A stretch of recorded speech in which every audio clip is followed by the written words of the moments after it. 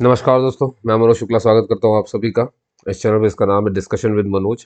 और आज जैसा कि आप सभी देख सकते हो स्क्रीन के ऊपर कि हम बात करने वाले हैं डिफेंस के। जो हमारे यहाँ इंस्टीट्यूट है उसमें वैकेंसीज है असिस्टेंट की, है ना। मैं थोड़ा सा पेन ले लूँ यहाँ पर ज़रा। असिस्टेंट्स की, जूनियर पर्सनल असिस्टेंट्स की, अपर डिविजनल क्लर्क की और स्टेनोग्राफर्स की। ठीक है। और ये जो हमारा डिफेंस इंस्टीट्यूट है इसका नाम है इसरो। सभी जानते हैं इसके बारे में, इंडियन स्पेस रिसर्च ऑर्गेनाइजेशन, है ना। तो चलिए सीधे इसके बारे में बता दूं मैं आपको। दोस्तों पहले इसकी जो डेट थी वो 10 जनवरी थी, है ना, लास्ट डेट। लेकिन क्योंकि ये बाद में एक्सटेंड की गई, 9 जनवरी थी शायद, लेकिन बाद में एक्सटेंड हुई। तो अब आप देख सकते हो कि जो आपका लास्ट डेट है वो 16 जनवरी कर दिया गया है।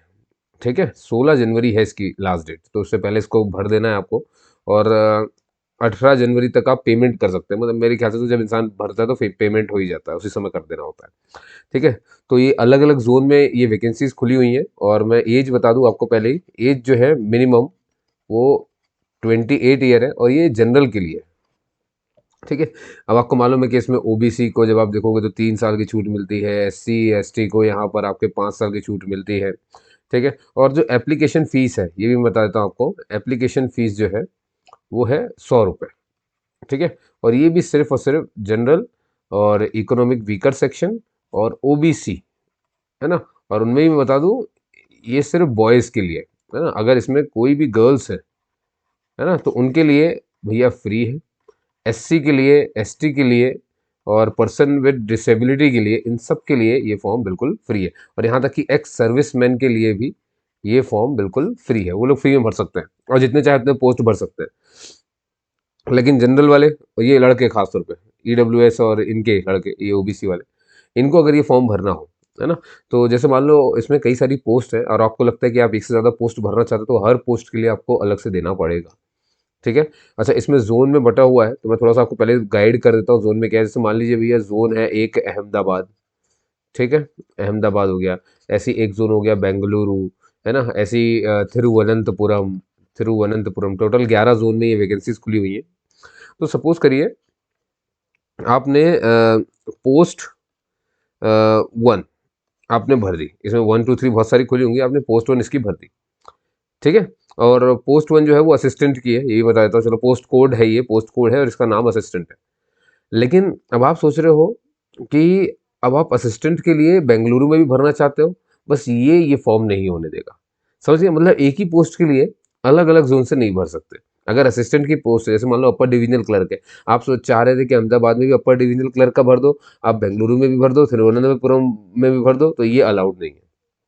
तो अलाउड क्या है? अलाउड ये है कि आप अलग अलग पोस्ट के लिए एक ही जोन से भी भर सकते हो और अलग अलग पोस्ट के लिए अलग अलग जोन से भी भर सकते हो, ये इसमें कहा गया है। ठीक है ना। लेकिन जितना भी बार भरोगे 100 रुपये आपका लगेगा, ये आपको ध्यान रखना है। ठीक है। और मैं आपको बता दूं यहाँ पर कि ये कुछ दी है जानकारी, जैसे कि ये जोन है अहमदाबाद, बेंगलुरु, असम, हैदराबाद, श्रीहरिकोटा, तिरुवनंतपुरम, और ये वैकेंसीज लिखी हैं। तो ये पीडीएफ आप यहाँ पर स्क्रीनशॉट ले लो, आराम से देख लो वैकेंसी से, क्योंकि मैं उस पर नहीं जाऊँगा, फिर बहुत टाइम लग जाता है। और ये पोस्ट नंबर 2 आ गया, जूनियर पर्सनल असिस्टेंट्स। ठीक है। और ये मैं बता दूं आपको कि असिस्टेंट के लिए, है ना, आपके असिस्टेंट के लिए, और एक और आएगा अपर डिविजनल क्लर्क के लिए, है ना, यूडीसी के लिए, है ना। पहले पहले ही समझाता हूँ, असिस्टेंट और यूडीसी के लिए कोई भी एक्सपीरियंस नहीं चाहिए, नो एक्सपीरियंस है। ठीक है। लेकिन आप जैसे देखोगे नीचे की तरफ जाओगे ना आप, ये जूनियर पर्सनल असिस्टेंट, इसके लिए, और एक और पोस्ट है हमारे पास, क्या नाम है, स्टेनोग्राफर, है ना, स्टेनोग्राफर, इनके लिए आपको 1 साल का स्टेनो टाइपिस्ट आप रहे हो कहीं ना कहीं, है ना, 1 साल का एक्सपीरियंस तो चाहिए ही चाहिए। ठीक है।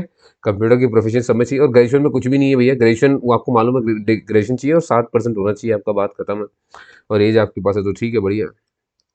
ठीक है। तो ये देख रहे हो आप, यहाँ पे मैं बता रहा था आपको। तो ये देखो यहाँ पर साफ साफ लिखा हुआ है कि अगर असिस्टेंट और यूडीसी भर रहे हो, और ये कहाँ है भैया, ये पोस्ट नंबर 1 3 एंड 5 इन्हीं को कहते हैं। ठीक है। तो 60% होना चाहिए, और देखो कोई भी एक्सपीरियंस नहीं मांगा गया है, बस ये बोला है कंप्यूटर की प्रोफिशिएंसी आपकी अच्छी होनी चाहिए, ये लिखा हुआ है। और वहीं अगर आप हो भैया जूनियर पर्सनल असिस्टेंट के लिए भर रहे हो या स्टेनोग्राफर के लिए भर रहे हो, तो इन्होंने ग्रेजुएशन कहा, वो भी चल जाएगा, डिप्लोमा भी चल जाएगा आपका, है ना, डिप्लोमा भी चल जाएगा। लेकिन यहाँ पर 1 साल का एक्सपीरियंस मांगा गया है एज स्टेनोटाइपिस्ट और स्टेनोग्राफर, वो आप देख सकते हो यहाँ पर।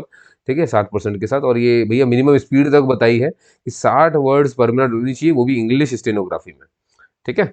और कंप्यूटर की प्रोफिशिएंसी तो होनी चाहिए, समझ गए। और ये एज वगैरह की जानकारी है मैंने आपको पहले बता दी थी, मल्टीपल फॉर्म भर सकते हो आप, है ना, ये ध्यान रखना, लेकिन एक ही पोस्ट नहीं होनी चाहिए हर तरफ से, यही मैंने बता दिया। 100 रुपये की आपकी फ़ीस है, ये मैंने आपको बता ही दिया है पहले ही, और किस किस तरीके से आप जा करके ये बताया गया कि भाई कैसे कैसे फॉर्म भरा जा सकता है ना, और कौन से फीस नहीं देनी है वो भी मैंने आपको बता दी पहले ही। अच्छा, अब आती है ये बारी सिलेक्शन क्राइटेरिया की। अच्छा, ये भी बता दूं कि ये रहा है ना, जो रिटर्न टेस्ट है वो 11 वेन्यूज़ इन्होंने सेलेक्ट किए हैं, वहीं पर होने, जैसे अहमदाबाद, बेंगलुरु, चेन्नई, देहरादून, गुवाहाटी, हैदराबाद, कोलकाता, लखनऊ, मुंबई, न्यू दिल्ली और तिरुवनंतपुरम, सिर्फ यहीं पर पेपर होने हैं।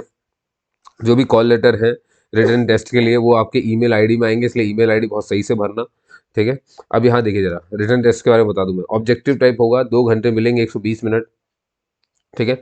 और क्वालिफाई आप रिटर्न कैसे कर पाओगे, दोनों के लिए है ना, चाहे कोई भी आप दो, चाहे असिस्टेंट हो या फिर यूडीसी हो या फिर पर्सनल असिस्टेंट वाला हो, है ना, कोई भी, मतलब जितने भी पोस्ट है शुरुआत यहीं से होनी है। पहले रिटर्न टेस्ट होगा, ऑब्जेक्टिव टाइप का ये टेस्ट होगा, 2 घंटे मिलेंगे। अगर आप 50% ला पाए मार्क्स, है ना, तो ये जनरल के लिए है, और अगर 40% है तो ये रिजर्व कैटेगरी के लिए। सेम इधर भी 50% मार्क्स लेके आना होगा जनरल वाले को, 40% लेकर के आना होगा ये अपने रिजर्व कैटेगरी वाले को, तब ये पास होंगे। जब आप रिटर्न पास हो जाएंगे तब आपको ये भेजेंगे स्किल टेस्ट में। स्किल टेस्ट में आपको स्किल टेस्ट ही होगी, टाइपिंग वगैरह ही होगी आपकी, ठीक है, बुलाया जाएगा। और बस ठीक है, इसमें भी आपको पास होना होगा। स्किल टेस्ट में 60% मार्क और 50% मार्क्स, 60% जनरल के लिए और 50% बाकी सभी कैटेगरी के लिए। सेम यहाँ पर भी ऐसे ही है, ठीक है ना। और यहाँ पर स्टेनोग्राफी का टेस्ट भी हो रहा है, ये भी बता दूं आपको। और इसमें भी पास होना, आपको 10% मिनिमम मिस्टेक मैक्सिमम कर सकते हो आप, है ना, जनरल वालों के लिए, और 12% मिस्टेक है बाकी सबके लिए। तो मिस्टेक्स का भी ध्यान रखें टाइपिंग करते वक्त, स्टेनोग्राफी की 10% से ऊपर नहीं कर सकते।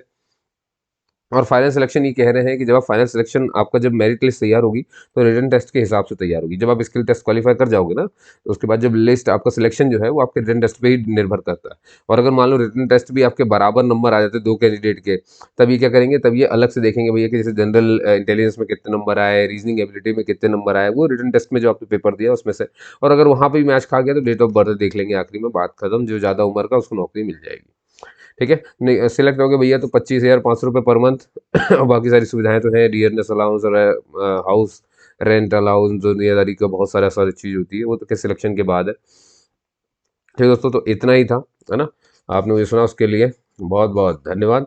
और ये फॉर्म ज़रूर भर दें ताकि आपका कल्याण हो और आप जीवन में कुछ ना कुछ कर पाएँ, यही ज़्यादा ज़रूरी है, ठीक है। तो वापस से इस पन्ने के बिल्कुल शुरुआत में आ जाते हैं। तब तक के लिए जय हिंद दोस्तों, जय भारत। मिलते हैं अगले किसी वीडियो में, ठीक है। तब तक इसको बाकियों के साथ शेयर ज़रूर करिए।